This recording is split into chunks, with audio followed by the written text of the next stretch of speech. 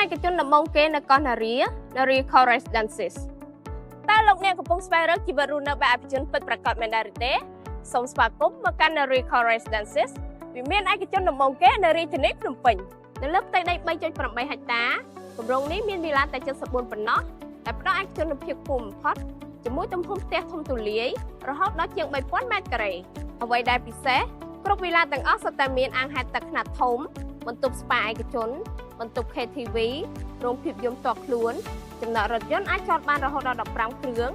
និងជណ្ដើរយន្តទំនើបដែលអាចត្រួតទម្ងន់បានមួយតោនពេញតែម្ដងទីតាំងមាសស្ថិតនៅលើផ្លូវធំ20ម៉ែត្រចុះពីស្ពានកោះនារីតែ5នាទីប៉ុណ្ណោះរស់នៅដោយភាពស៊ីវិល័យនិងឧត្តមភាពនៅ Narie Correspondences សម្រាប់ព័ត៌មានលម្អិតសូមទំនាក់ទំនងមកកាន់បងអូន Narie តាមរយៈលេខទូរស័ព្ទឬលេខ Telegram សូមអរគុណ